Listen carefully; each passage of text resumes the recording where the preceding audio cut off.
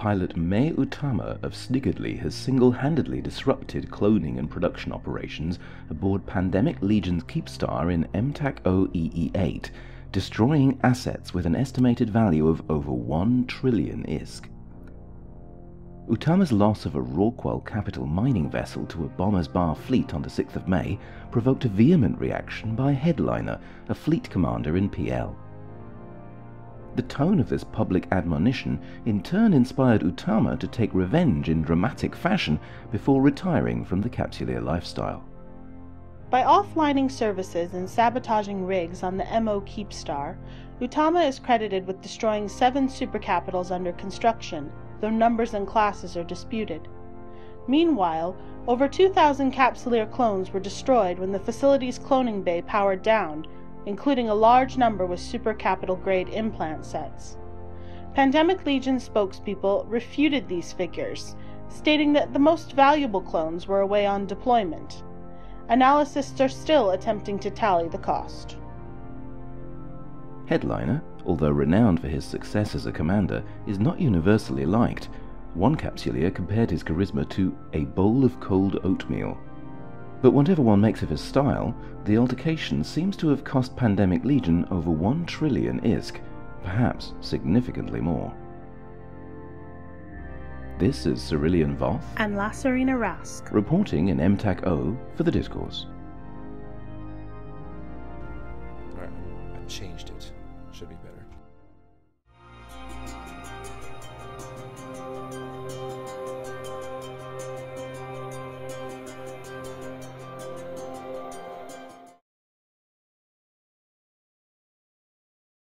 Alright. Have the stream up. Stream is live. Merida, do you want to hit it up and I'll start editing the things. All right. Hello, everyone, and welcome to the Mind Clash Podcast, episode 86. Wait, hold on. I gotta start recording. Don't do it yet. Don't do it.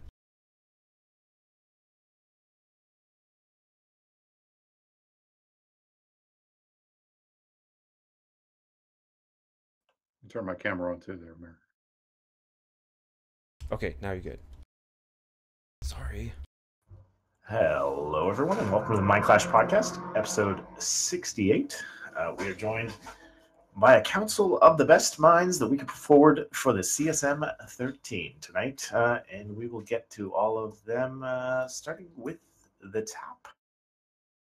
We got Brisc Rubal. Hey guys, thanks for having me on. Who are you? What do you do? Who do you fly with? Well, my name is Brisc Rubal. I am running for CSM. I like to call myself an F1 jockey with the initiative.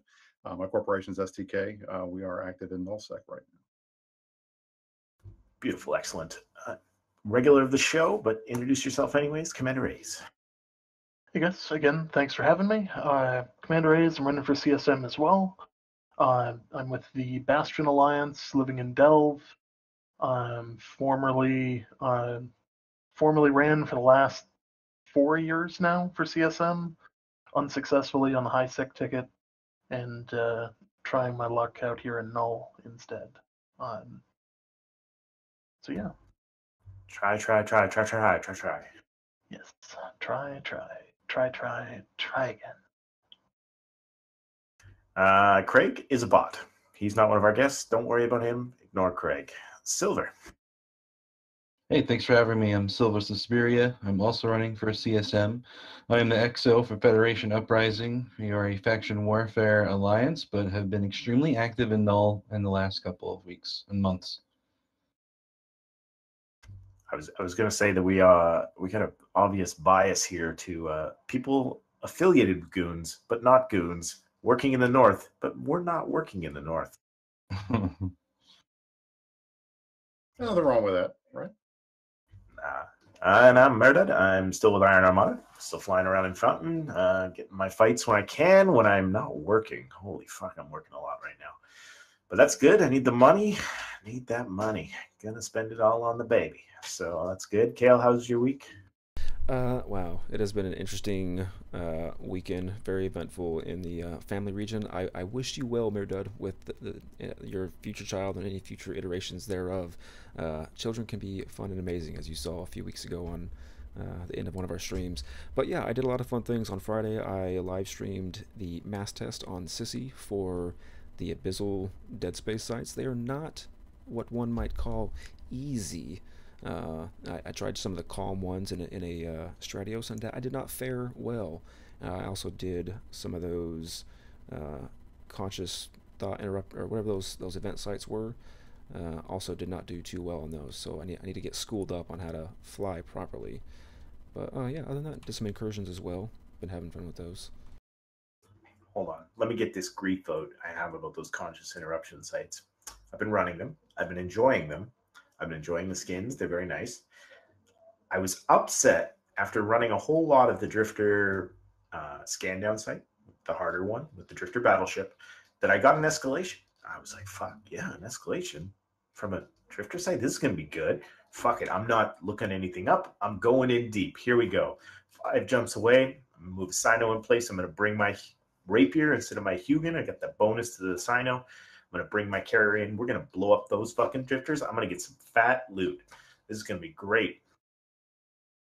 Move my ship over, get my carrier on grid, fucking wait the timers out, fuel spent, get to the site, start DPSing down the battleship. There are 2 battleships, 3 cruisers. I'm like, all right, going for the battleships first. Get that fat loot first. Just about to kill the first battleship, and they all fucking warped out. Yeah, they do that. They're acting like players, man. You got to scram them next time. Apparently, you can't point them on the grid. What is that about? That's not right. This is not good. 15 minutes to kill 5 battleships, and they got the fucking SIG tank of a fucking motherfucker. You got to bring supers to kill these things? What? Like, bullshit.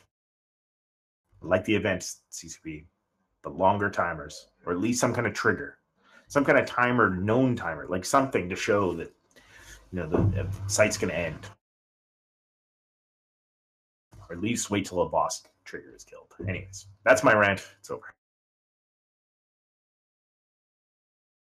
Very nice rant. I appreciate it. Well, we started the show off today with the discourse featuring the disgruntled Pandemic Legion pilot who stole trillions worth of assets in a corp theft last week, which we talked about. Mostly in the losses of clones that were stored in their Keepstar. PL seems to be getting a lot of trouble lately. On Reddit, there's the obligatory is PL dying this week thread. That was kind of interesting to see again. Wait, yeah, they had another Keepstar get looted. This time, Purple Helmeted Warriors, part of the Wrecking Crew, an affiliated group of Pandemic Legion. One of their directors, their Euro time zone director, got real pissy. You can find this article on Eve News 24, where he pulls a bunch of fuel. He pulls the rig that holds the cloning bay, pulls a bunch of clones out of there, steals a bunch of fuel, assets, 5 faxes, a bunch of capitals.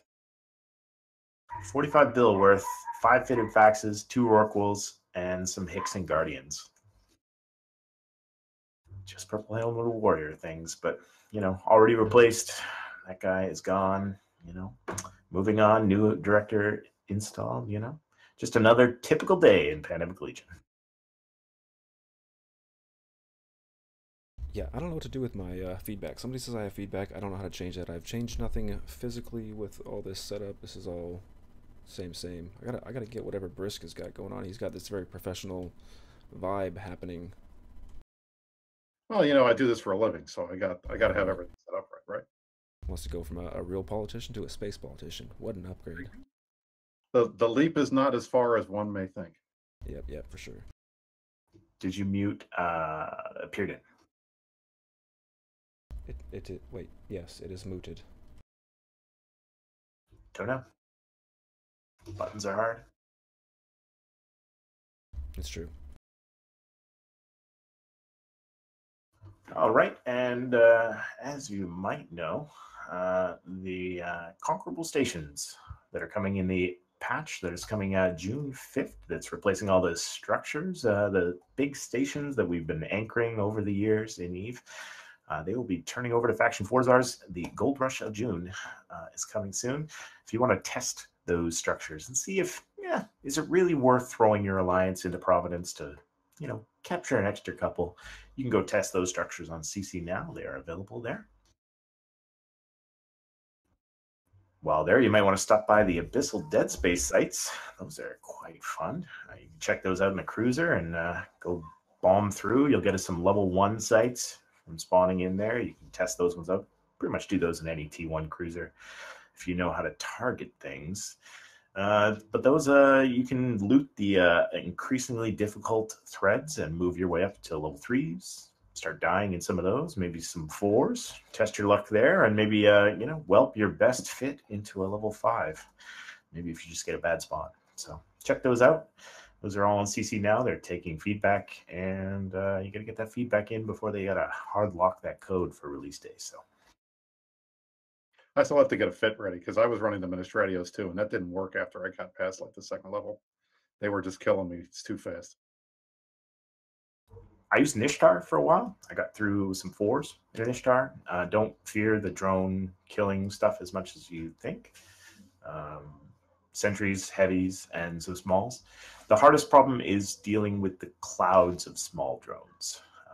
Smart bombs works okay at the lower levels, but the higher ones, level 5 clouded drones was the end of my Ishtar. Yikes. I had pretty good luck in a oversized afterburner VNI. My VNI got me pretty far, but not as far as the Ishtar. Is that Didn't you guys try Gila or Gila, however you pronounce it? I pronounce it Gila because it's funny. Is that for the Abyssal sites? Yeah. Yeah, did not do so well. Stratios did not work, at least the way I had it fit. I mean, I haven't had a chance to play with these things yet. I've been rather busy, but they look super cool. I mean, you feel like claustrophobic in there while you're playing? It's a little tight, but damn, they are beautiful. Definitely beautiful. It's nice to finally have another spot of space that looks different from the rest of the game. You get so used to the way the systems look, and then you're in this thing, you're like, whoa, where am I? It's pretty cool. I like it. They did a pretty good job with the art. Yeah, I mean, I can't express enough how big of a step I think this is for CCP and technology, and bringing that Eve needs some PvE love, right? And I think they made a big step forward with this. It looks fantastic, and I like the fact that I'm watching PvP guys on stream struggle with it a little bit and find it a challenge. I think I haven't seen that in a long time in Eve. I think it's great because, frankly, if I have to rat for another 20 minutes, I'm going to take a hostage. I can't stand it. I hate it. There's got to be something more fun than ratting or running missions to get ISK. And now that they've finally focused on this, I think it's going to be good for the game. We'll see about the RNG stuff. Yeah, I'm hopeful about that stuff too. I think it's going to require a bit of tuning, but we'll get into that into the CSM discussion. Don't you worry. Sorry, we're jumping the gun, right? Oh yeah, it's all right. Yeah, no, the hardest thing that I've had with the sites is like taking too many pictures and losing track of the actual timeline on when I should be actually completing the site. At least you're doing it on CC and not on live, so I'll do the same thing when it's live. Speaking of it going live, I linked the update page on that, so the updates.eveonline.com page that shows you all the little info and tidbits that you need to know about the Abyssal things. I just linked that, so check that out if you don't know what we're talking about. May 29th, it's happening. Kale, you're in high sec a lot. Are you getting War Dec? I don't like your tone, sir. No, my little secret corporation that I have for all my alts has been War Dec one time and one time only, and that did make me a little mad. I did not appreciate that. Why do you ask, Mirdud?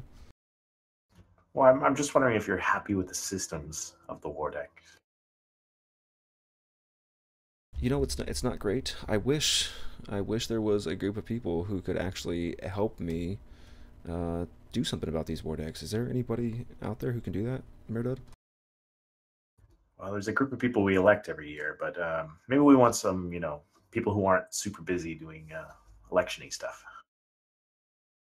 You're right, and actually there is a group of individuals called the War Dec Project. I think do we know a few of those people?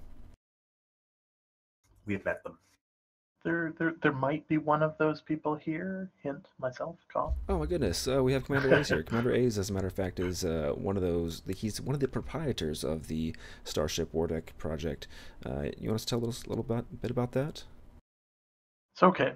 For the last 4 years, the conversation, or realistically, the conversation around War Decs hasn't changed since Crime Watch 2.0. The system is currently broken. It was broken at the launch of Crime Watch 2.0, and it's never been touched since. Crime Watch 2.0 was a huge, great thing when it came to reducing server load, reducing all of the exceptions, and making low-sec warfare much better. However, it caused issues with allies in high-sec to not be able to rep each other. It caused issues with just War Decs going insane, where now instead of actually creating a system of, hey, let's fight this group to get back for them mining our belt or something, it's let's blanket deck 50 groups and sit in a trade lane and wait for targets to stroll by. And it's not particularly healthy. So the conversation that's taking place in the War Dec channel over the last 2 years, and originally it was strung up by Toxic Yakin as the War Dec panel, which is available on YouTube. If anybody wants to listen to 2 hours of people talking about a system that's broken and coming to the very obvious conclusion that it really needs to be fixed. The gist of it is CCP knows now it's broken. It made it very highly and prominently on the list of things to fix. We just got to get them to hear more people say that it needs to be fixed, hopefully from the elected people, and fix it in a way that doesn't entirely break it the other direction. So creating that kind of balance between mercenary lifestyles, but also being able to actually build a corporation in high-sec that can survive. So it's a very interesting group. If anybody's interested in getting the Discord link to that, it really is a good group to chat with, and we've come to a lot of consensus around how things should potentially be changed and fixed. It is a bit of a challenge, and as Ashrathi puts here in chat, one of the biggest problems with the current system is in fact player retention. Because a new player tries to join a corporation, that corporation's at war, they don't understand the mechanics, there's no lessons, there's no nothing. They go strolling through trying to meet up with their group for the first time and get owned by a high-grade slave Proteus on the trade lane with, all of the alts in the world to protect him. Doesn't even know what he did wrong. Can't learn from that either because there's no, he doesn't even know what happened. Well, so I think that's fixing those systems is super important. One of the interesting things in EVE is that happens to a lot of new players, right? In different mechanics. I think War Dec's probably one of the main ones, but unlike any other game, you as a new player come in, you get your ship, you get all your stuff ready, and you're like, oh, this is all I have. I joined a group, I'm out in space, I got blown up for no reason. That's sort of like the checkpoint for most entry people. That's the entry point, right? Do I figure out why I died, how I died, or do I just give up, right? But I think the War Dec mechanic is a little bit steeper to figure out. Most people can figure out, well, that rat blew me up because I was in the wrong spot, or I shot this guy's can, so I went flashy. That must mean something. But the War Dec mechanic is tough. Yeah. Like if you're sitting out in a belt and you're just, mining and your retriever blows up because you went to the bathroom and rats spawned, it's pretty obvious what happened. But if you're just strolling along in high sec and you have no idea what's going on, you joined a group midway through, or you're at the end of a war deck and you get that notification from Concord saying, hey, this has been invalidated, it doesn't tell you that it doesn't tell you in the notification that there's still 24 hours.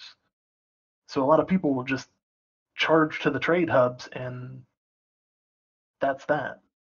And like for us older players, it's real easy to be like, oh, if I get blown up, whatever, it's no big deal. But let's say you just got recruited to this corporation and they're telling you, okay, bring all of your stuff over here, we'll get you all set up, we're pumped to have you, and you lose everything. And you're sitting there and you're looking at your wallet and you're going, man, how do I pay for a ship if I have no ISK? You don't know the new corp that well, maybe they offer you money, maybe they don't, depends on the group, that's a solid quit point. Like, I've lost everything, screw it, I'm done. Hayes is absolutely right. And I think I want to congratulate him on the work he's done on this, because I've been in the Discord and I've read the paperwork. Man, the amount of work that has gone into this project, CCP needs to take a look at this. And I think that if there's one thing that every single person running for CSM will admit, is that war decking is broken.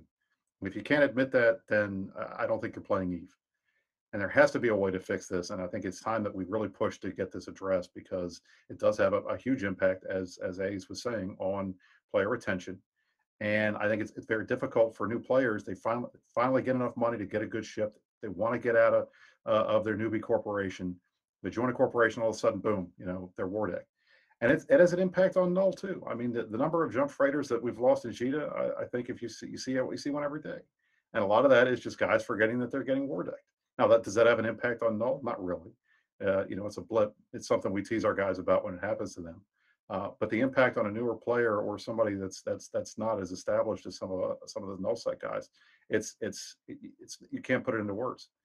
And if like we have folks in the chat, there's no reason why we should have mechanics in the game that force players to literally stop playing for a week because they have no meaningful way to fight back. That's just bullshit. Yeah, for sure.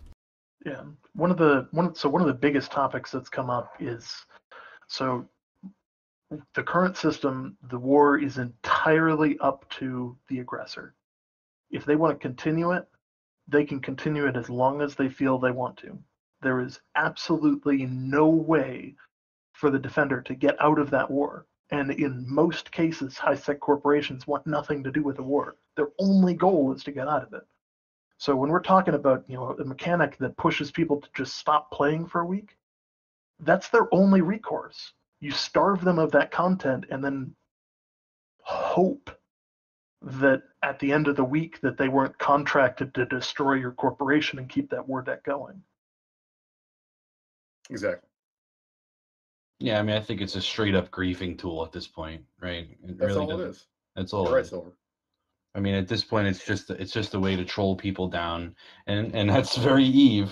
But I agree that if there's a griefing tool, fine, but there must be some risk to the griefer, and that's where it's really broken for me, right? And I can war deck 10 corps at no risk to me, right? Mm-hmm. Absolutely. And I've talked about the cost of wars, and I think it's kind of comical. Because I equate it out to real money. A skin costs you a decent amount of money. Even I actually just bought a new skin for my Kestrel because I'm actually in fleet right now.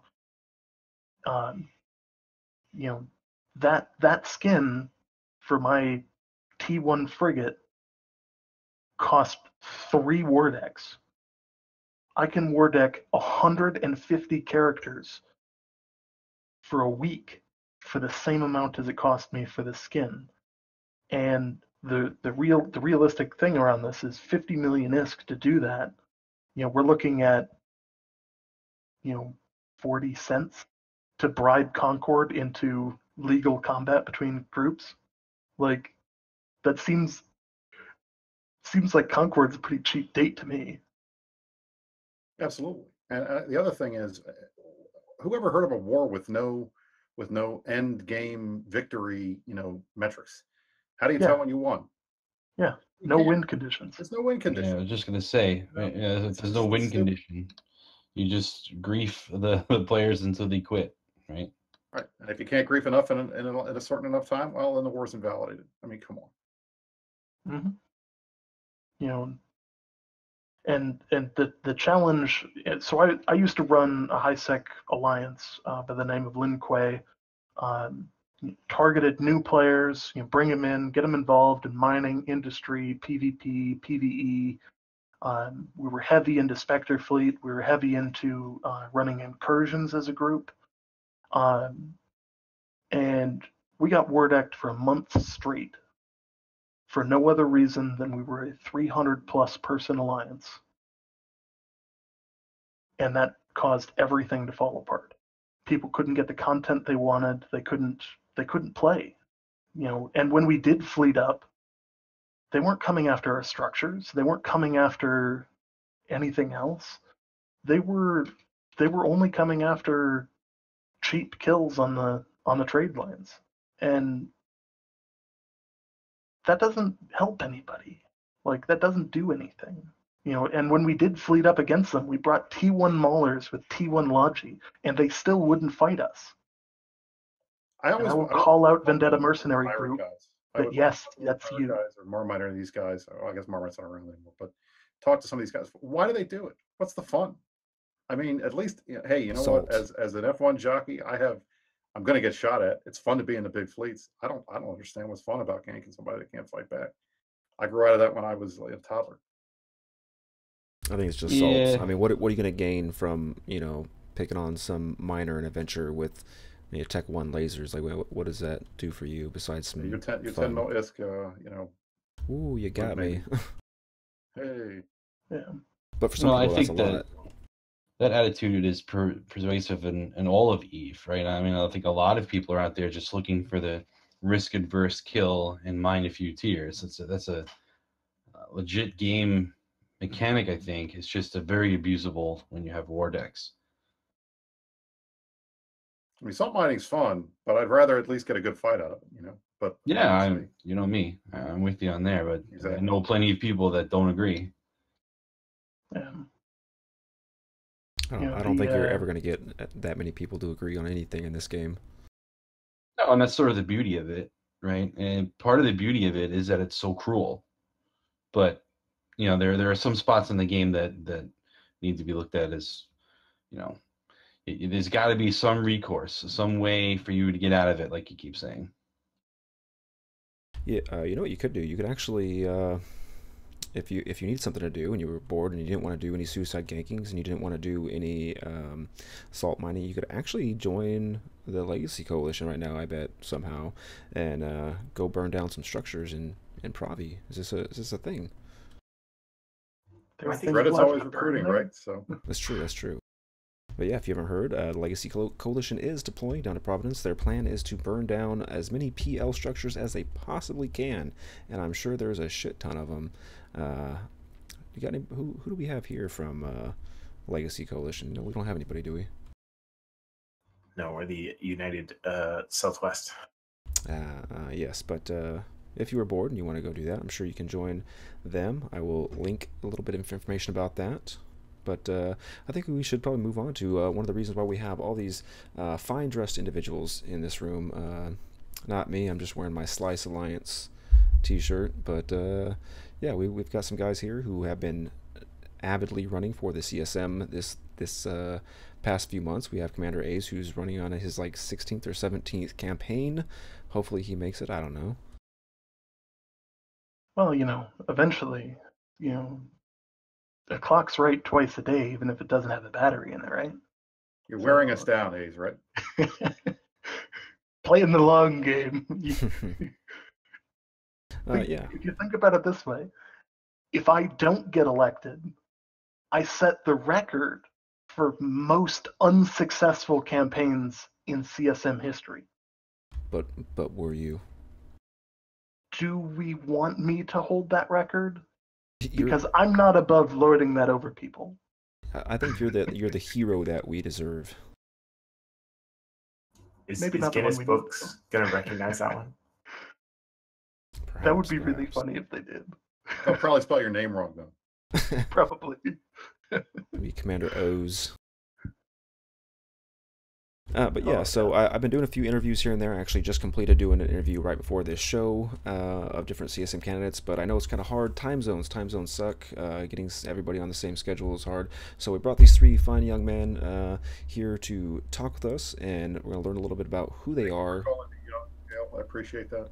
I mean, you gotta represent everyone. I mean, can't be rude here. I mean, look at this bald head. Gray hair in here, so if I let what little hair I have grow out, it'd be very silver. Not as silver as Suspiria, but it'd definitely be silver. But yeah, so we'll talk about who you guys are, what you do in the game. I think there's a lot of people in the chat who apparently know who Brisc is, and they want Brisc for CSM. That's for sure. But for those of you who don't know Brisc, who are you in this fun game of EVE Online? who am I? I am one of the nameless, faceless guys that shows up in Fleet every night and presses F1 and does what the FC says and has a good time doing it. That's one of the things I've been trying to get across in my campaign so far is, I'm not like A's. I'm not famous for running a bunch of times. I haven't been spending inordinate numbers of hours creating great ideas for the player base. Unlike Silver, I'm not an XO. I'm not high up in my alliance. I'm not high up in my corporation. I'm just a regular player. I love this game. I've been playing since 2006. Up until I'd say about 2 years ago, I just really didn't have the time to devote to anything beyond just playing.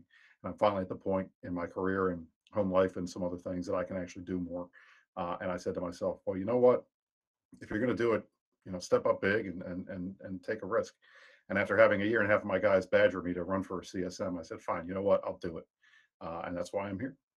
Yeah, so actually when I was looking, I was trying to gather based off of the candidates page on the EVE Online's website. I was going through it and I was trying to link between Twitter and through Discord to figure out who I can directly talk to. And I came across your Twitter page, and I see a picture of you. I'm thinking, I must have mistyped something. There's no way, because you look like a politician. Clearly you are a politician. And then I watched your candidacy video, and it looks just like an actual, like you're a politician running for an actual seat in the House, and you're coming down the steps of this courthouse looking thing, and I'm Brisc Rubal, vote for me. And then you have this probably little down at the bottom, this vote, or this has been paid for by blah blah blah blah. It's very, very professional. I like it. I'm glad you liked it. I mean, I did it on purpose. That was the joke. Yeah. I'm a real life politician running as an EVE politician now. And oddly enough, the funny thing is, people have been giving me a hard time about, oh, you're this and that, and how do you play the game, and how this is. We don't need a lobbyist. We don't need a lawyer. We don't want this guy. And I'm laughing because what I do for a living is almost essentially what the CSM is supposed to do. I represent a constituency. I go to the Congress. I go to the White House. I talk to them, try to convince them to do what's right for the players, do what's right for my members, what the CSM would do for the players, provide them with feedback on what they want to do, and try to make sure that whatever happens, whatever gets chosen is something that's good for the overall health of the country. And that's what I'd be doing with the game. So I think it's funny. I spent 20 years basically doing the CSM in real life. And I think a lot of the stuff is going to translate pretty well, hopefully. Except for you have a lot worse people as constituents in this game. You'd be surprised. You have the best of the best. It's going to be fun. I've enjoyed getting out and talking to everybody. I've enjoyed being able to talk to you guys and meet a whole bunch of people. I'll be honest, until I started running, I knew a lot of my guys. I knew a lot of my goons friends. I knew a lot of friends from real life who played. I knew a lot of my in-it friends. I knew a lot of my corp friends. But now I've got friends all across New Eden, which has been one of the upsides to running. So I'm having fun with it. That's awesome. That's really awesome. Commander A's, I think we'll save you a little bit for last because we've had you on here a bajillion times. We kind of know who you are and what you do. But Silver, let's get you in here. What is it you do in this wonderful game? Sure. I'm currently XO for Federation Uprising. I think you guys know it's Ashtaroth's group, also created with the Contraband Venning. We created that group about a year and a half ago, or maybe a little less than a year and a half ago.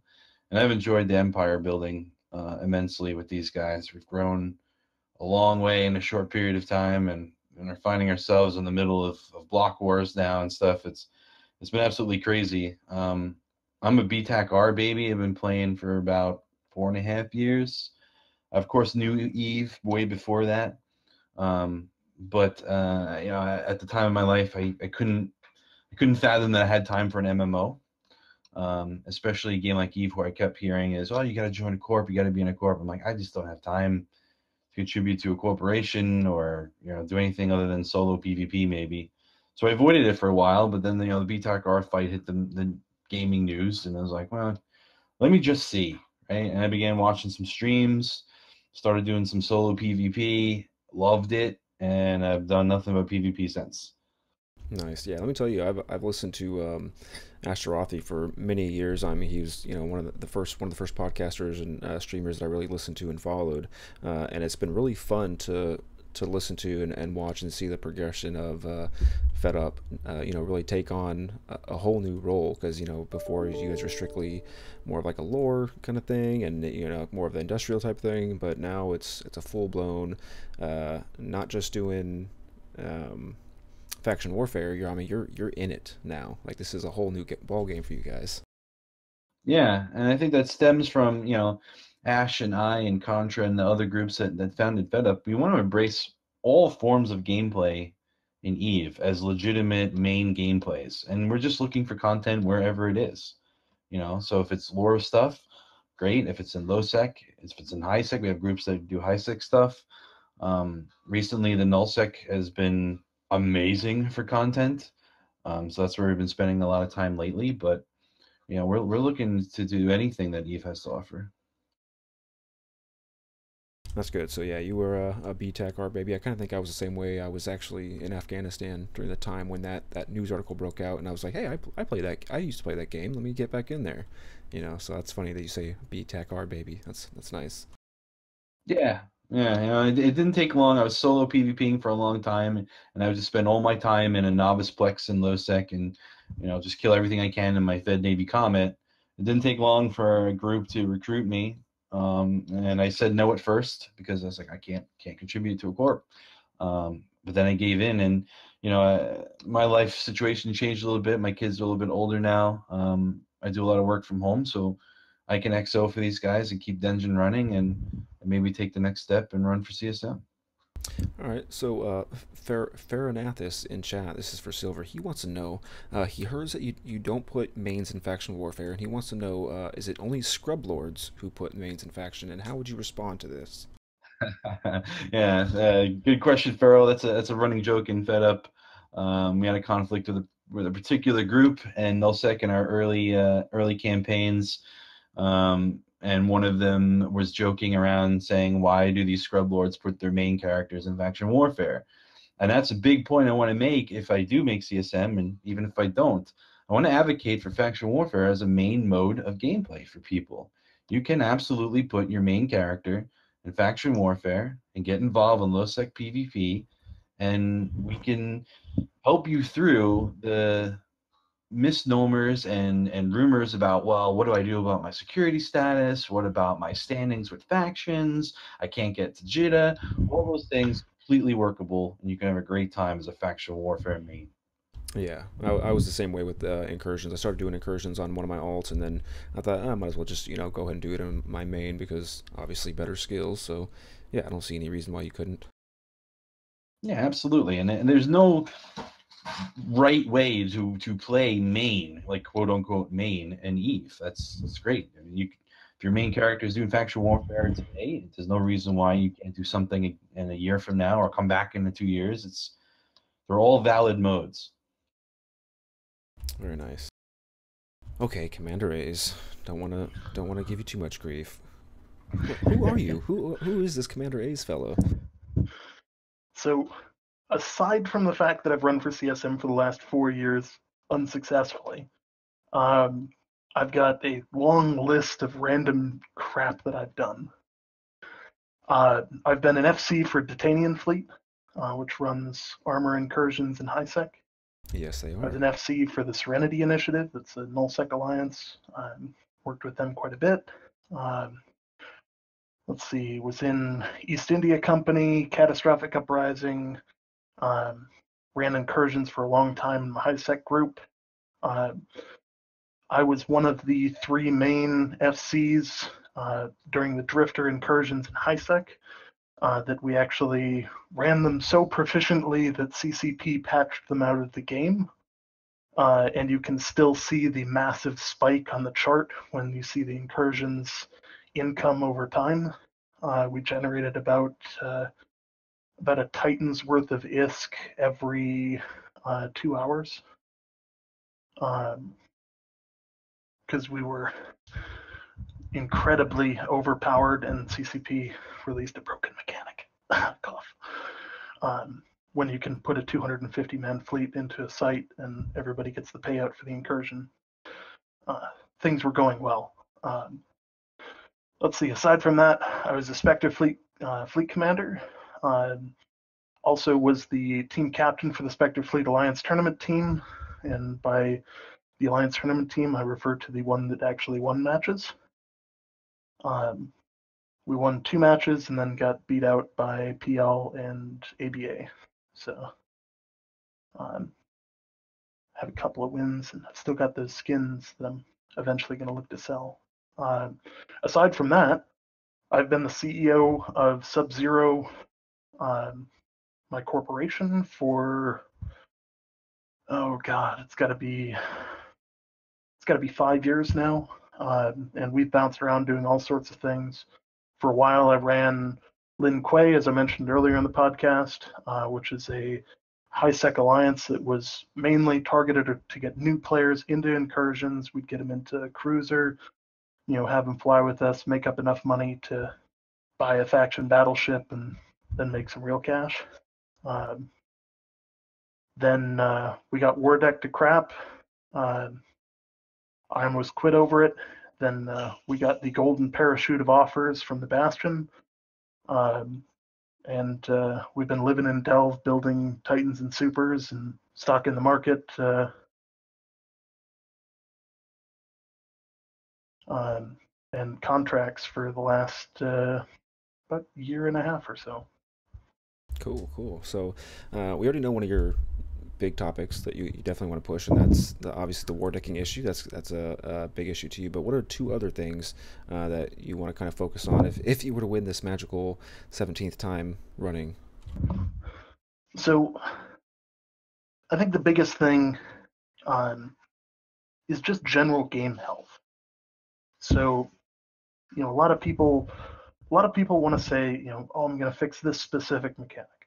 And I realize that CCP has a specific set timeline that they want to go out and do X, Y, and Z, and they don't have the dev time to fix everything. They have time to fix the quality of life issues that everybody just kind of hates. Like, if they, some simple fixes to fixing even things like War Dec. Put a cap on the number. Super simple, doesn't take a lot to fix it. Even just a temporary patch.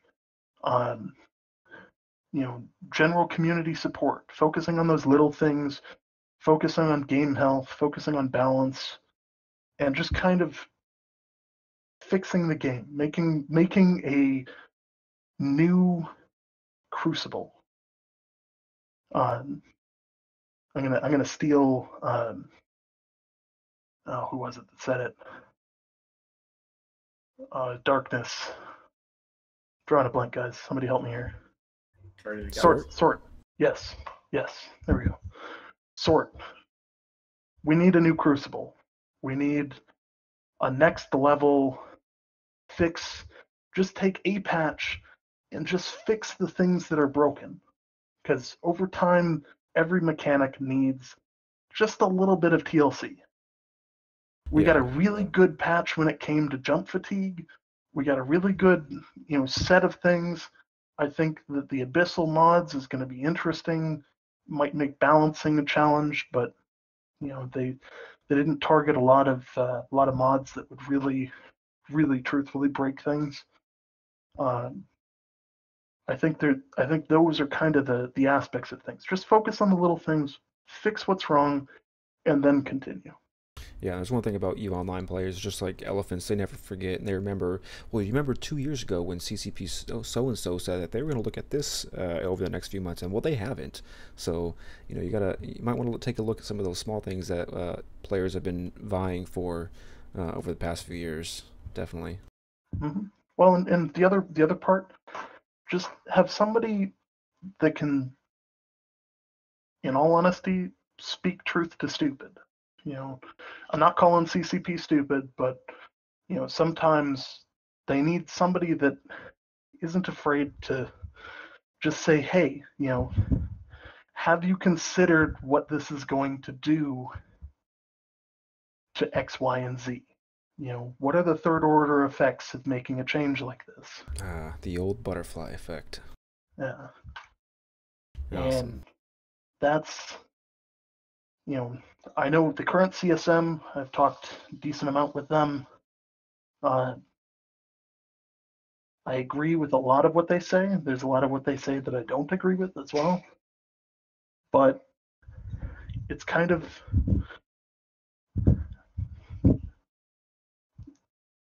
one of those things. We need to fix stuff. Yeah, like I was talking with Jaha in my interview. He had the kind of same reaction, like if you fix one thing, it might screw up another, and it's one of those really dangerous, slippery slopes where you got to think about some of those consequences, and it's kind of hard to pin down. So I get that. Yeah. Anyways, go ahead. One of the things following that chain of thought, if you let's say fixing War Decs, one of the biggest things that people will argue against fixing War Decs is that you're going to have unchecked growth of income in high sec. Well, even if CCP got rid of War Decs for 2 years, would it change anything? And then they brought back a fixed mechanic? Those are the kind of conversations that I think they need to be having. That's a fair point. Mary Dud's making a weird face over there, and I don't like it. I'm watching funny GIFs. Sorry. GIFs. If I can jump in on what Ace is saying, I think that the hard part for us not being on CSM is we're not privy to what the devs are actively working on right now. And I think given the fact that CCP Seagull is retiring and they're probably going to be looking for a new executive producer, we have the rest of her roadmap that's still out there. We're still waiting to see if we are going to get to player built Stargates and other changes. And I think we have to find out what their priorities are and then be able to explain to them what our priorities are, but with the understanding that if our priorities don't align, theirs is going to win. So I think A's is absolutely right. I think the CSM, one of the CSM's primary goals, and it should always be calling bullshit when they see something that doesn't look like it's going to work. I know, based on the conversations that I've had with folks that are on the current CSM, that they've been doing a lot of that and making sure that they're expressing the concerns that we provide. All of the issues everybody had with the RNGing and the dead space mods and those types of stuff. I think CCP heard that. I think that the nerfs that we've already seen to some of the roles that you can get, or to the hard work of the community saying, hey guys, we got a real worry about this, you need to fix it, and they addressed it. So I think when the player base is united behind something and it rises to the level where we can express this, look, you're having a problem with this mechanic. It is causing either issues with recruiting players to play the game, acquiring players to play the game, and maintaining them in the game once they get here. That's something that they have to look at because that has an impact on their bottom line. And for us, we love this game. We love to play it. It's fun. For them, this has to be profitable. And you're not gonna make money if people log into the game, they sub for a month, they realize, oh, this stinks, and they never come in, or they never get past alpha because they got War Dec the minute they got out of their newbie corp, and they're like, well, I'm not playing this game. This sucks. So I think as long as we are able to, as a CSM and as a player base, focus CCP on the mechanics that we think are best for the game, that are going to be healthy for the game, that's what we have to do. And sometimes that's going to be the stuff we want to get done, but we have to realize that some of the stuff we want to get done, it's not going to be a priority for them. Yeah, I think thankfully the CSM and EVE Online in general has some of the smartest people I've ever come across. So you know for a fact that the people who are in CSM, they're not stupid. They're definitely some really intelligent people who know how to communicate that information that we feel and we hate and we don't like, or the things that we do like, and they can push that. So I have the utmost faith and confidence of anyone who's in the CSM as to actually be somebody who can do what needs to be done. Oh, there's very few dumb players in Eve except for the people in Tissue. Oh, don't get me started. Zing. What? You're gonna make Chevis mad. Don't make Chevis mad. We don't want Chevis mad. So I think you were done there, Commander A's. If I can move on to Silver. Yep. All right, so Silver, we know definitely one of the things you'd probably want to fix is would be faction warfare. There have been some changes in the faction warfare arena. I guess now is it live that if you don't have, or you can't have war core stabs, right? Not live yet, but soon. Okay, so we know there are some changes in the faction warfare realm. So faction warfare would obviously be probably pretty high up there in the priorities. I don't know if it's priority number 1, but that would probably be one of the 3 things. That's fair enough. Oh yeah, absolutely. Okay. And we appreciate the warp core stab change. I think that was a nice look in our direction. It's been a bit of a gripe amongst players for a long time. So we appreciate that, and I think that CCP can keep nudging that direction and just make small changes. One of the things that happened with faction warfare is that the PvPers lost a lot of interest when the Citadel change happened. Right? We used to fight over the ability to dock in systems, and that was the main driver for the PvPers to go in and attack systems. I'm going to lock you out of your station. That's going to affect your staging. You're going to have to figure out what to do with all your stuff, or fight me back, or whatever. Now you have Citadels. That mechanic is sort of gone. Nobody lives in NPC stations anymore. So we need to find a way to get the PvPers back in love with faction warfare. And I think if you keep iterating in the small steps in the right direction, we could get there. I wouldn't advocate for a complete overhaul of the whole faction warfare system. I don't think that's needed. I think the plexing, the complexes are very cool. It adds like terrain to the space, right? I like how a novice can only have frigates in it. Like you can't move your big tank through the small ravine. You got to get your soldiers in there, right? I like that aspect. I think maybe it's a little bit too grindy. So maybe one thing we could look at is a similar change they made to Fazisov and recently, like decrease the amount of time it takes to capture a plex, or give me a greater % towards system capture for capturing a plex. Make it a little bit less grindy, and maybe it wouldn't be so hard for me to get my guys in that plex for 20 minutes. Simple things like that. But we are missing a big driver. We need to find a way together, and I've talked to Fozzie about this at FanFest, and it's a difficult question because it's a unique space in Eve where you got faction warfare groups living in their space in and amongst pirates who have nothing to do with that mechanic, or maybe they want to have something to do with that mechanic. So there's a lot of complication there, but I want to work with CSM and at CCP to bring the PvP drive back to faction warfare. I can take that. And on backing up on Silver's point, that's absolutely the exact same thing that I've heard from all of my colleagues that do faction warfare. The biggest issue now is Citadels have made, capturing the systems not important anymore, and that destroys some of the whole fun of it. So I think there's definitely something the CCB needs to look at and try to see if they can figure that out. And I would hope to think that would be something that could be a relatively easy change. But then again, given the history of easy changes in this game, there's probably nothing anymore that's an easy change. Nah, it's difficult because no matter what you think of, there's the added complication that pirate groups live in the same space you do. So even if you were to say, okay, well, if you put up a citadel and the enemy faction takes over that system, you get locked out of your citadel. Well, why would I just use neutral all corps to do that? Right. That's the yeah, anything you can think of is exploitable by the fact that you got these pirate groups that live there. It's a very difficult situation, I think. Definitely agree with that. Let's see. They could full restrict that space. I mean, they have an ability to full restrict space from having citadels. You could restrict faction warfare space to just empires that were faction warfare participants. Well, and now that now that they're getting rid of NPC stations, that might be more doable, because some of the concerns that you'd have with living out of a station, no tethering and things along those lines, that's going to be different. So I don't know. Maybe that's something that they could look at, after we get through, June 5th with all the station changes. Yeah, and I don't want to eliminate the interaction that pirates have on faction warfare.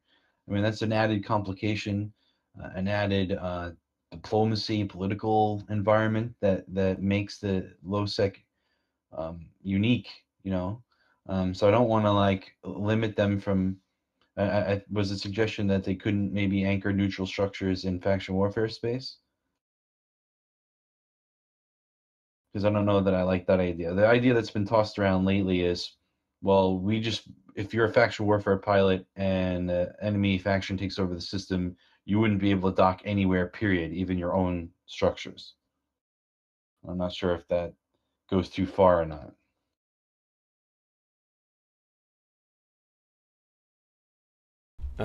There's a little bit of chatter going on in the chat. Sam Spock saying they are not getting rid of NPC stations. You're kind of correct, kind of not correct. The current plan is they're going to get rid of the conquerable stations in nullsec. Yes, you are correct, but CCP's long endgame roadmap is to eventually replace all stations with Citadel structures, from my understanding, unless I'm completely incorrect on that.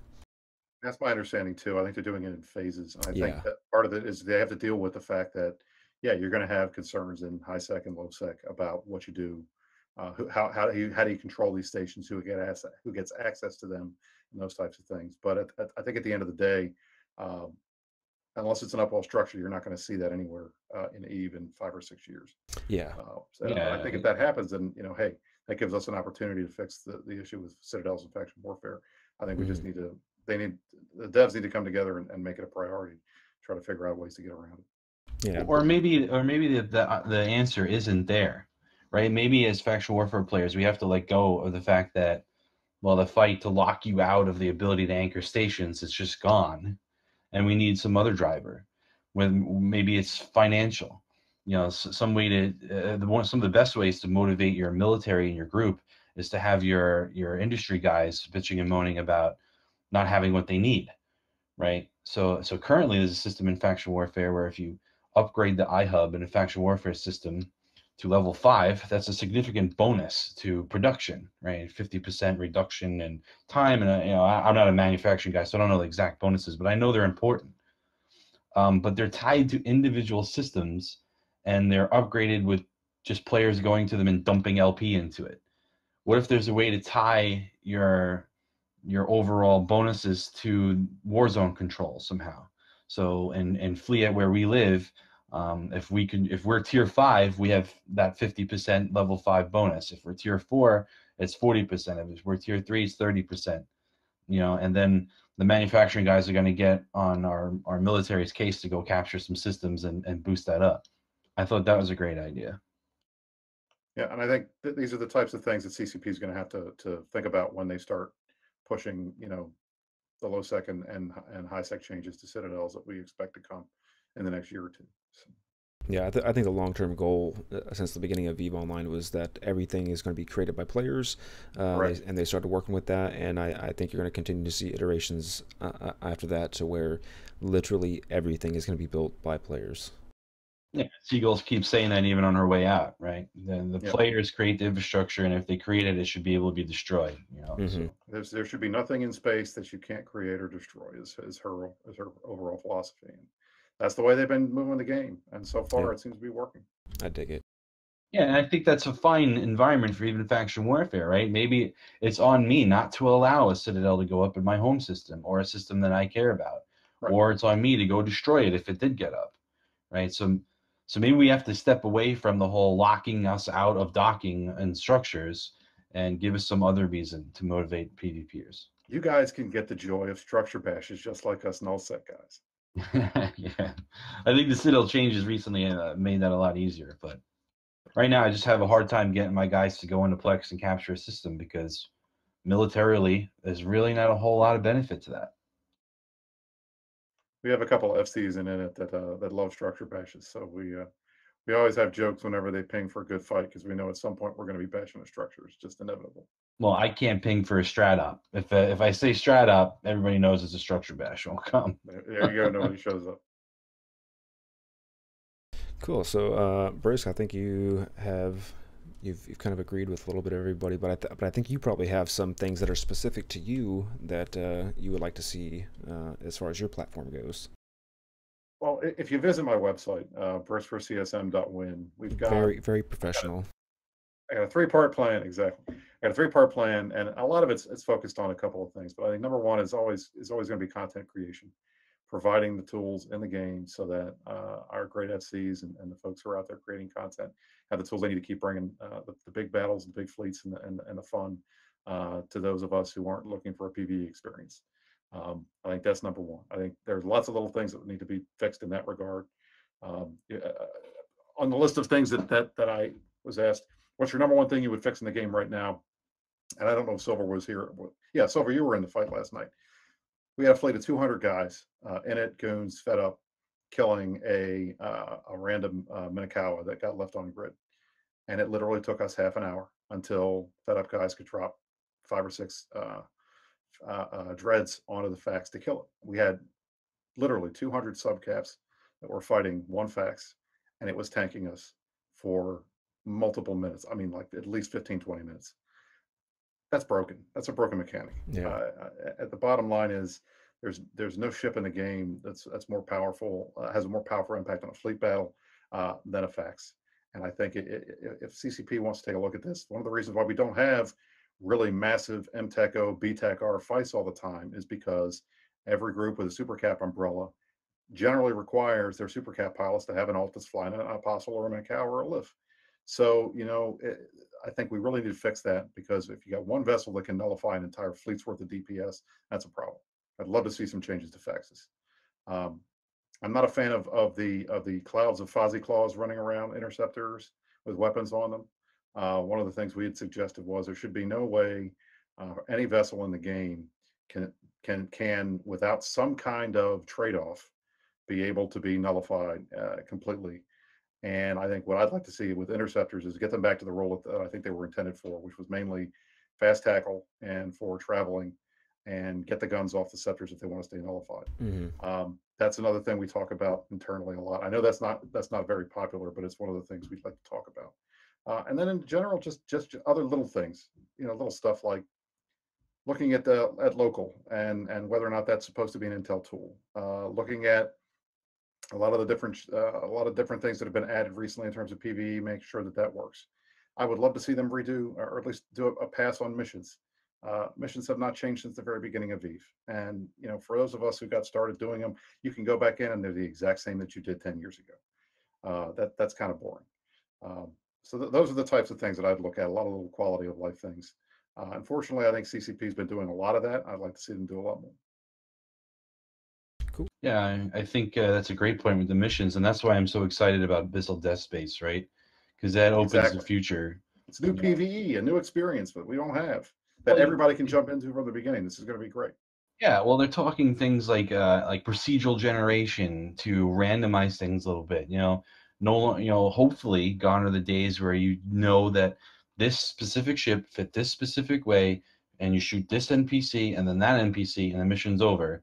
Hopefully that's gone, right? Hopefully we now mix it up enough where somebody can be creative and create a great ship and use maybe the abyssal mods and like they said in FanFest, the deck builders can now build something that works, and maybe they need to tweak it for the next site. I'm very excited about that direction.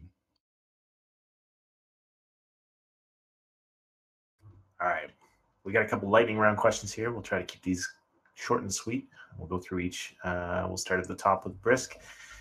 Who are you counting on for your vote, and how are you planning to get past 2K votes to get onto the CSM? Well, I'm trying to run this like a regular campaign. So what I'm trying to do is get out and talk to as many people as I can.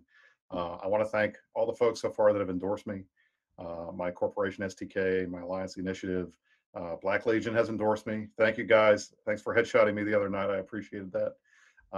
And then Fein Industries, one of our Renter Corps and Initiative associates. I've been talking to Matani. They've confirmed that I will be on the Imperium slate somewhere. I don't care where that is. Just the fact that these guys would even consider putting me on there is an honor, in my opinion. I know some people may not like that.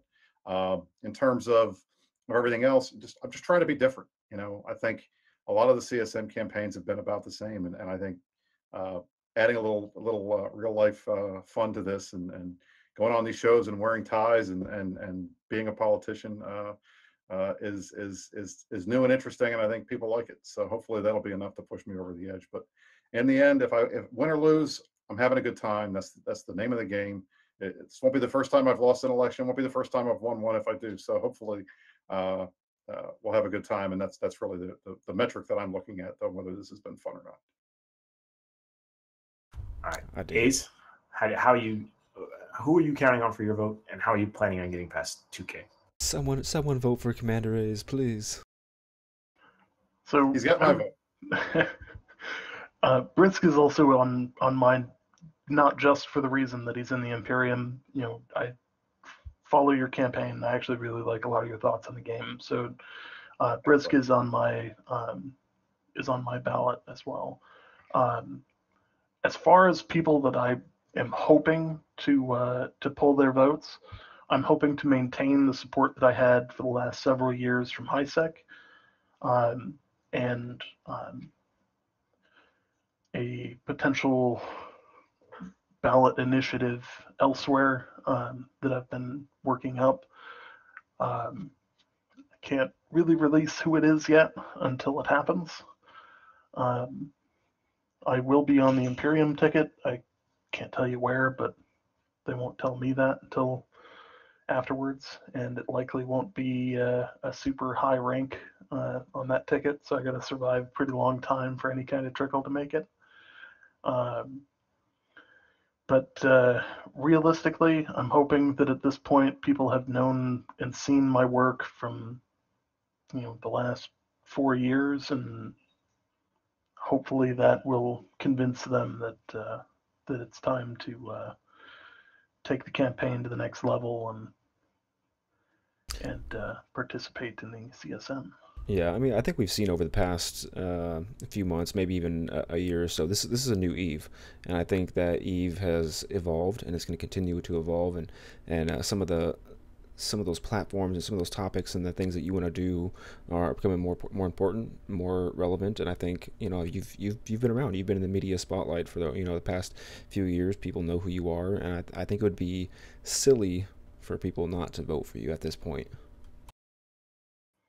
Yeah, I jokingly refer to myself as the Jack Sparrow of candidates. The fact that people know who I am is a benefit. Outside of that, whether they like me or not, that's to be determined by the election. But hopefully this will be the year. I should have clarified the rules. Imagine you're typing a tweet, guys. Come on. I'm a lawyer. I get paid by the word. You can't get me to shut up. He's an official. I'm feeling this here. Silver, who are you counting on for your vote, and how are you planning on getting above 2K? Yeah, I'm a little bit new to the public scene in EVE. So I'm hoping to consolidate the low sec faction war group. My buddies in CalMill. Seem to got their support. I don't think they have anybody running even. And hopefully I can garner some support from the guys we've been working with lately. So if there's somebody out there that likes what I'm doing in low sec, Good stuff. All right. What ship is most in need of a new model? Like a visual model? Visual model update. Brisc? Trying to think. They've done all the ones that I thought were really, really bad. I think the Ishtar is a little nicer now, or I should say the VNI, I should say. I'll be honest, they need to redo the Munin a second time because it is butt ugly. I'm just not a fan of that. You're losing that origin vote. I know they're not going to do it again, but it's just nasty. A's, what model needs a rework? Can I get the other half of my Aeon? You can't. It's impossible. Silver? The damn Kieran Bantam model. What is that? God, that's straight off the Eve 2003 box, isn't it? Yeah, it looks like a dog humping a vacuum cleaner. All right, we get a question from the audience. Pittsburgh asks, do you support CSP putting more development time into the NPC SOTOs? Brisc? Is that still a thing? I think we talked about it a little bit in the chat. I think that definitely something that needs to be looked at because it appears there's something broken in the mechanic, and that needs to get fixed because it shouldn't be riskless if that's what's happening now. Ace? Yes and no. The current way to do it isn't necessarily riskless, but I mean, realistically, you're not doing it unless you have mitigated all of those risks to the point where it's virtually safe. I like in concept the way that they want to do this. However, I question future rollouts of future ways they're going to do this, and I worry because it's almost too large of an event and a little too open. Silver, how do you feel on the NPC SOTOs? I think they need to abandon that project. I forgot all about it, to be honest with you. I think Abyssal Dead Space is the future. Abandon all other and PvE projects and go with that. So are you proposing like going down to like an Abyssal style instance SOTO event? No. I think the instance is only for them to be able to play with this technology without affecting the rest of the game, right? That's sort of what they said at FanFest. I don't think that's the ultimate goal for them to keep the instance style of it. No. I think eventually you'll be able to work that technology to the main fabric of the game, and I'd like to see that. So like maybe a Plex even, or some sort of area of space that has phenomenon like a wormhole, and the new rats that warp around. Maybe there's different rats. Just the thread of how the Abyssal Dead Space is working as far as varying NPE content should be the future, and the stuff that they were doing with Satoyos might need to be sidecarred. All right, there we go. There's some quick answers. Excellent. All right, now let's get into the fucking open topics here. These are the topics that people have been really bandering around on Reddit lately. These are the things that people are wanting to hear about. Obviously, the first one coming up, Abyssal Dead Space. Everybody's stoked about the content, but the rub seems to be in the Abyssal mods and enchanting. Let's hear a little bit of discussion on how you guys feel about the Abyssal enchanting and where that's going to take the game. Good, bad? I mean, I guess I'll start. I don't think that it's bad at all. I think that it'll offer some varied content for, like they said at FanFest, for the deck builders of the game. The guys that are running around small gangs or solo or just focusing on PvE and want to min-max things. Or, I think they need to be careful about tuning some of them, and I think they've given it good attention recently. Nobody wants a Garmer that does 15,000 K a second that points you at 50 kilometers and nobody wants that, but I don't think it should have a major impact on major fleet or big block meta or anything like that. I agree with Silver. I think a lot of the concerns are valid, but until we see how this is going to impact the meta, I don't see it being a nullsec thing. One of the things you want in big fleet battles is to know what your fleet is capable of, so that you're not putting yourself into situations where half the fleet can't do the main thing you want it to do. And if you've got a bunch of Dead Space mods on ships that make them non-uniform, that makes it difficult for an FC to figure out exactly what he's going to do with the fleet. So I don't see how that's going to be a huge nullsec thing. And my big issue is going to be with what the impact will be on small gang PvP, on solo PvP. I think there's where you're going to see a lot of it. But at the same time, we're also going to have to see what people are going to want to try to do in terms of selling these things. I think we need to see what the contract changes are going to look like, because until you can find a way to show what the stats are on an item before you buy it, I think a lot of people are going to be very, very hesitant to really buy anything with a Dead Space mod that they didn't create themselves. And maybe that's what CCP is looking for. Maybe they don't want these to be the types of things that you use to make money on. That there's something that you got to run yourself and get, and then play around with. But I think a lot of this is really not going to play out. We've been testing it on CC, but I don't think until we actually get it on live that we're really going to be able to say for one way or the other what the impact is going to be on the whole game. Yeah, I definitely don't foresee, fitting a fleet of 100 ships with the same abyssal mods across the board. I mean, that's impossible. You're never going to get that. Realistically, it's hard enough in Null to keep contracts stocked for Doctrine ships that have consistent mods already, let alone having to roll hundreds of thousands of times in order to get, 100 ships the same bonuses. I don't see it having an effect in any level of warfare above the small gang, 15, 20 man roams at the most. And even then, if we're going to see any kind of impact on Null, it's going to be on FC ships where they're going to try and bling them out as much as possible. And that's already what they do. So, it's not really changing anything in the meta. Now, I do think that they need to be careful about what mods they allow to be enchanted or modified. I don't think that we need to venture into, modified hardeners and stuff like that. I think that resists are fine the way they are. We've got a nice tiered system. I don't think we need to push past that on a lot of those. I think there's some that leave room for some play that might be interesting, but we'll see. I think it sounds to me, at least what I understand from what the devs were talking about, that really this was a kind of a backdoor way of buffing webs and scrams and points, as well as helping people out a little bit on ABs and MWDs. Anything beyond that, I think, would be probably a little game breaking. Even that is going to be tough. I mean, the first time you're out there and you see somebody in a kitey frigate, webbing you from 50 kilometers, that's going to be kind of freaky.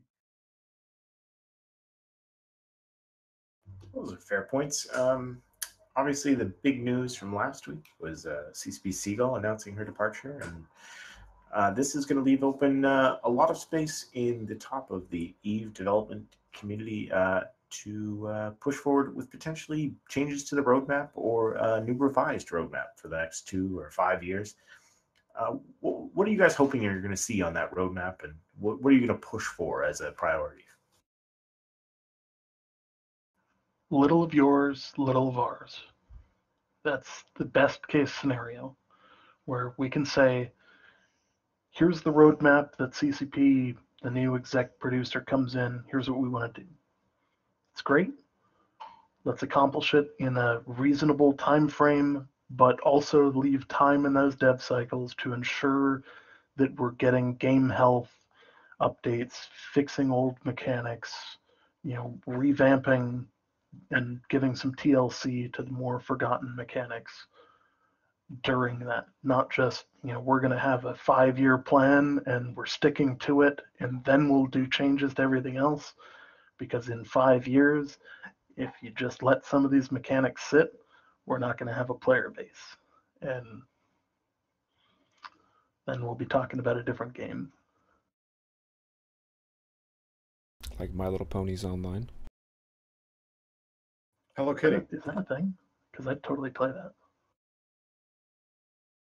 That's a good way to describe it, though. I think a little of their roadmap, a little of our roadmap. To add on to what A said, I think it's going to be interesting to see how they replace Seagull, if they replace Seagull. We have gone without an executive producer in the past. I think it's easier for the game when there is one. I think it's easier for CCP when there is one. I'm sure Hilmar does not want to have to spend all of his time just doing EVE. He's got a whole company to run. So it'll be interesting to see what they do and how they fill that role. I think a lot of us would prefer, hopefully, it's somebody with EVE experience, that they're not bringing just somebody brand new from the outside who doesn't understand, the game and how it's evolved over the years. So I'll be looking forward to seeing that. I know we're not going to have a role in personnel, but I think this CSM will be some of the first players that whoever the new executive producer gets to meet will be. So I think that that might have an impact on the process, which could be good, could be bad. We'll find out, I suppose. Well, this is a bit of a follow-up to this question. So, CSP has been taking the axe to some old mechanics, mostly on the hardware side, mostly on features that people underutilize so they can move towards Eve 64-bit. But if they use that design policy to Eve, do you think it would be productive? And what part of the game could just be axed and nobody would really mind? You know, if I might interject though, Merdad, I don't know if there's things that they can necessarily axe outright, but I think that it would be a very good move on behalf of or on behalf of CCP if they could actually say some of those items that like maybe they mentioned 2 or 3 years ago, like, oh, this is a thing that we're planning.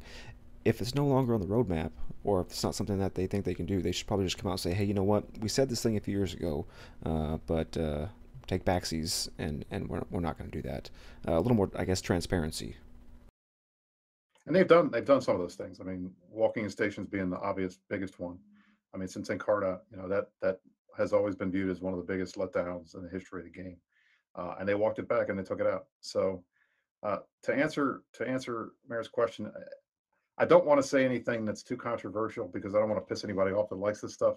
Oh, so I'm going to please. go with an easy one. I think the bounty system is useless. Nobody uses it. It's kind of been watered down to the point of it's not the fun mechanic it could be. So I think if you remove the bounty system, I don't think anybody would really notice, to be honest. Yeah, I was just gonna say that. I was thinking bounty too. No reason for it. Nobody really uses it for anything other than meme, so why have it? Yeah, it's just I'd an add extra kill rates to that. calculation. Kill rights? Yeah, kill rights is another thing. I'm still trying to figure out how that works. Yeah, I don't know how that works either. I got a notification the other day when I got one of my ships blown up that said, "Oh, you have a kill right that you can activate." And I'm like, "What? I don't know how to activate a kill right." That's great. I'm never going to see that guy again. You know. Yeah, I don't know. you know, I don't know. I kind of like killer rights. You come across somebody in low sec on a gate, and he's got a killer right. It's fun to sometimes activate it. You know, I don't know. It's fun, that mechanic. Is that like forever? See, Or does that go away? and this is the part of this that is interesting. So there's always that there's always those scenarios where a certain mechanic is used in the right way. So like actually generating a decent fight on a gate in low sec, you know, 2 people want to duke it out, but you don't want to take gate guns, otherwise you're going to lose, or you know you're going to lose, and you know you can use that to your advantage. That's a good way to do that. The problem is, by and large, the kill rate mechanic is abused in high sec because the people that have kill rates on them, it doesn't matter because they're going to land on somebody and fire at them prior to Concord getting there anyways. And they're just stacking kill rate on top of kill rate. And even then, the ones that do you know ganks and they sit on a gate afterwards waiting, they have an alt trigger an additional kill rate on them and cover the old kill rate, so it's some ridiculously high number now that you have to pay to shoot at this person, even though the kill rate that you had on them is only like 5 million ISK instead of, you know, yeah. Interesting. I would have also accepted Cosmos missions. Cosmos missions. Are they even still in the game? I Yes. didn't realize they were even still around. They're very broken. Does any Wow. someone's in chat? Does anybody actually do that? Like, somebody X up if you've ever actually done a Cosmos mission. I've tried them. I tried them a couple of years ago, and they are just brokenly confusing and weird. I don't know what that is. I don't know what I that honestly is did either. not realize it was still in the game. I thought they took it out. All right, so another we've covered one of these in show already, but potentially this is something that people will be starting to complain about in the next little while. Yeah, maybe something that I've noticed for a while that is kind of a weakness of the Citadel system, despite all its greatnesses. I mean, fuck, I love Citadels, but Citadels and the ease of theft and the ease of flipping and the ease of spies being super effective in disrupting alliance level activities. Do you guys think that this is at a good level of balance? Do you think there should be additional levels of security? And do you think there should be any changes to citadels, the ease of flipping, and especially with the ESI changes? Working as intended. I think Yeah. part of the fun of the game is the politics and watching as Goons or PL or whoever it is find somebody to flip a keep star or something like that. That's fun. I think it adds drama to the game, and it requires you to do your due diligence. This is one of those games where applying to a corporation is like really applying for a job, and you got to make sure you do that. I think it's a little harder now with the ESI changes. I think we're going to have to see how corporations adopt new methods of screening. But that may create more chances for flipping citadels. So who knows? It might be a fun thing. Yeah, I would agree. I think that the whole espionage and stealing things is what makes Eve Eve. I think maybe that we could use a little bit more granularity and access to things in the Citadel. They did some work with that recently. Like you used to be able to steal all the ammo out of a Citadel if you were a gunner. Well, they changed that, right? Just maybe a little bit more granularity on who has access to what specifically might be good. But overall, I don't think it's a big problem. Perhaps unattaching rigs. So, as a corp Right. CEO, I would totally say this is all down to access lists, and you only trust people with rights to stuff that you should trust with stuff. Like my corporation, the people who have access to stuff are all people I know in real life. If I don't know where you live, you don't have roles beyond the basics. Well, just saying, we trusted the judge, didn't we? Mm-hmm. And maybe the trust was in the wrong place. He was a judge. He's supposed to be trustworthy.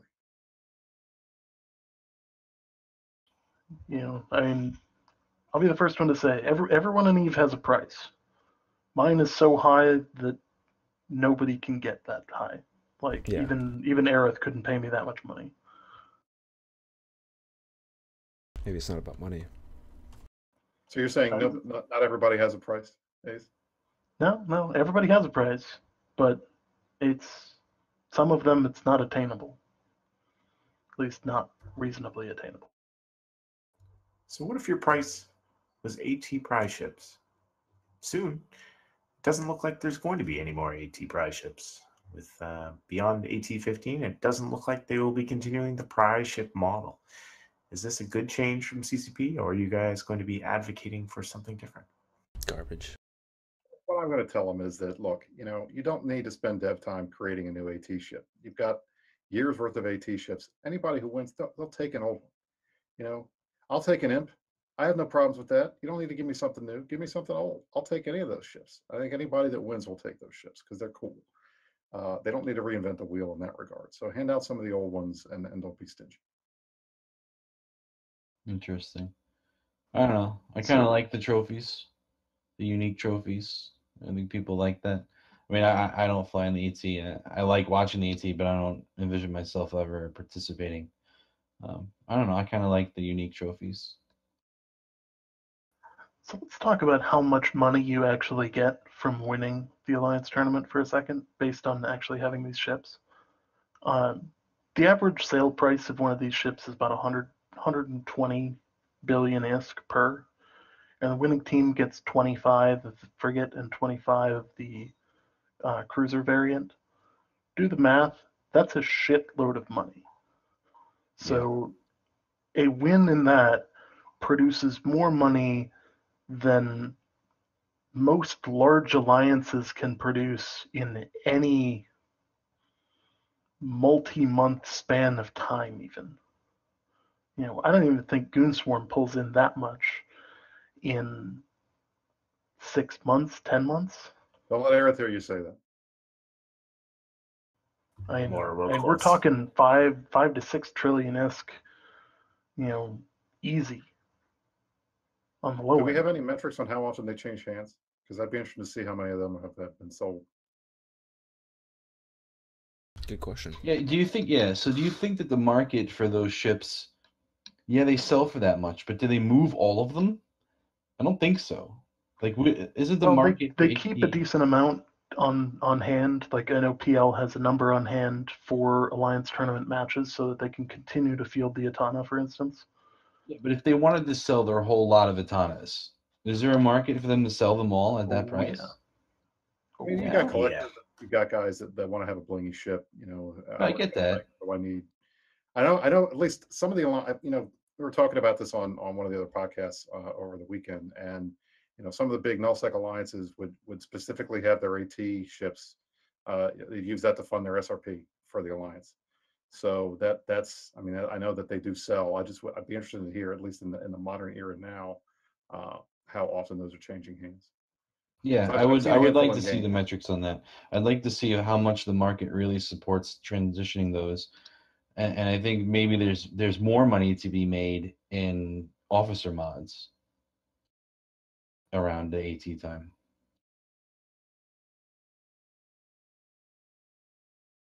Very potentially. All right, guys. Well, we've held you here for quite a while, but I have two more important questions. Well, hopefully, we can answer these kind of briefly. These are tough ones. Okay, first one we'll start at the bottom this time, Silver. What is your favorite ship? My favorite ship? Oh man, that's a tough one. I like my Blood Raider ships. I like to play the support role, so I like my Ashimu for small gang. Very nice. Commander Ace? That's a really good question. I'd have to say my all-time favorite ship has to be my Avatar. It's been a lifelong goal to get it, and I finally got it last year. What's its name? Congrats. The Imperatus. Very nice. Brisc? I'm old school. Got to be the Drake. I was asking to see if I can bring a Drake, and now they're actually letting me because we use them for mitosis ops. So I'm so excited. Yeah, don't let anybody tell you what you can or cannot do. Kale, this question's for you here. Okay, for me to ask. Okay, that's actually a pretty good question. Some of you might know. I certainly know. Brisc, you might not know, or Silver. But I am a home brewer, which is weird that I'm actually drinking pink lemonade instead of the usual beers that I'm drinking. But like I said, I'm trying to get rid of these man titties that I've got going on. So, yeah. What is your favorite beer? Beer variety of choice is the question. No, my favorite beer variety is Belgian beers. Love them to death. I love my Grimbergens. Now, see, you say Belgian, but I mean Belgian dark, Belgian strong, Belgian sour, Belgian blondes. I mean that's Belgian dark. There we go, my man. Got my vote. What about you, Ace? So I'm not too much of a beer drinker. I'm a hard cider person. So. Ooh, I have some of those downstairs. Oh, there we go. I'm a stout guy. Anything dark, anything that you know you can drink with a knife and fork, I'm good at. Any imperial stouts, I'll drink. My go-to is old school Guinness, but I'll drink pretty much any of those. But if I'm drinking, 99% of the time I'm having bourbon anyway. That's my real drink of choice. So right now in my 8-gallon barrel, I have imperial stout that's sitting at about 12%. It's gonna be very nice. Nice bourbon barrel stout. Nice. Whew. Good choices. Got my vote, baby. All right. Well, thank you guys for answering all of our ridiculous questions. I mean, if you're bumming around in your town and sweating your butts off like me, I'm sure there's an air-conditioned place where you can meet up with some Eve nerds over the next couple of weeks. Starting with Eve Atlanta, you can meet up on the 19th of May at the Dark Horse Tavern. Enjoy some beers there. It's the first annual Eve retreat in Lesterville, Missouri. It's the 31st of May till June 3rd. That is a pre-registered event, so go to the Eventbrite, look for first annual Eve retreat, and you'll be able to find that.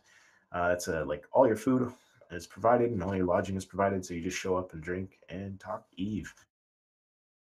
If I can give a shout out to my my DC, Maryland, Virginia meetup is going to be May 26th at 6 at Ted's Montana Grill in Alexandria. I'm trying to make it over there. Hopefully, I'll be able to make it.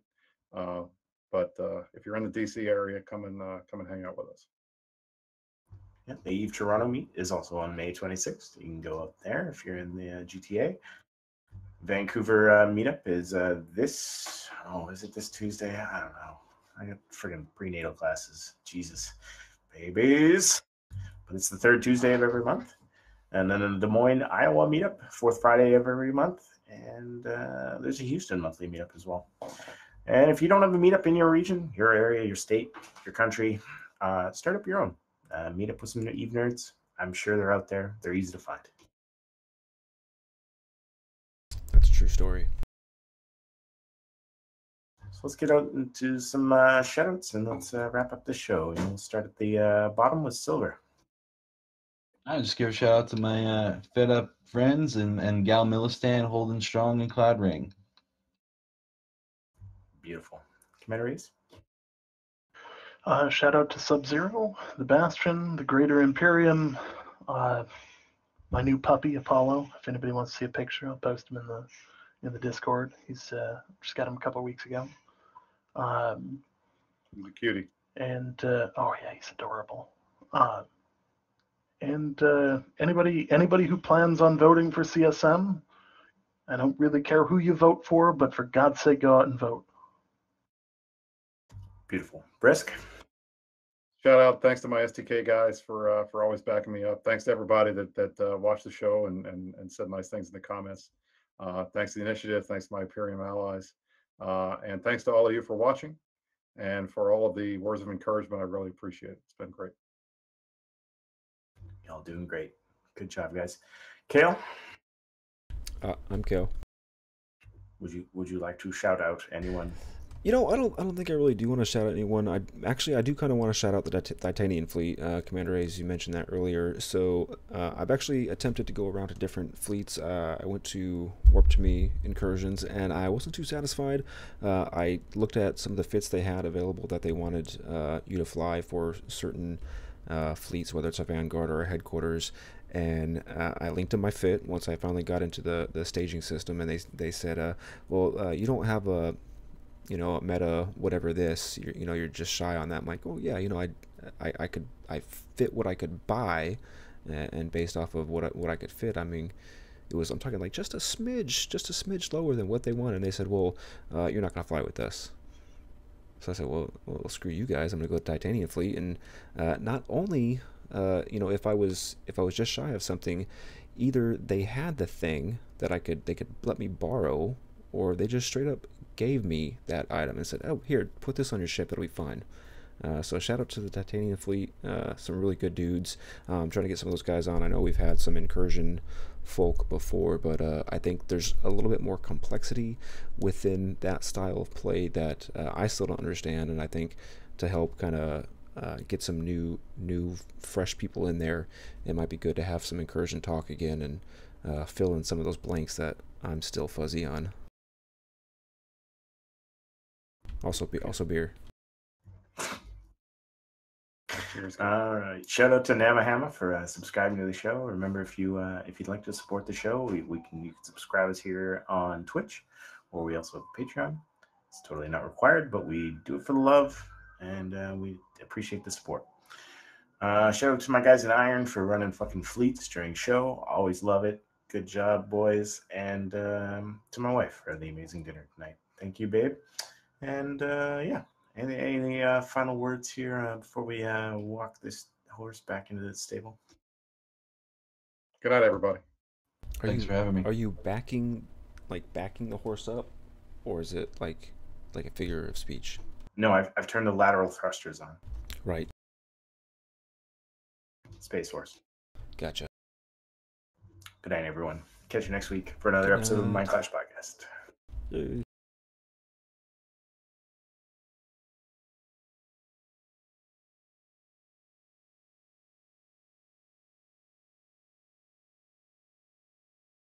Look at those credits. Those credits are fucking rolling. Oh, it's better on the starry background than the black. I know, right? Oh, I like the credits. Very Star Warsy. Oh, but the starry's gone now. Can you get the starry back? I tried.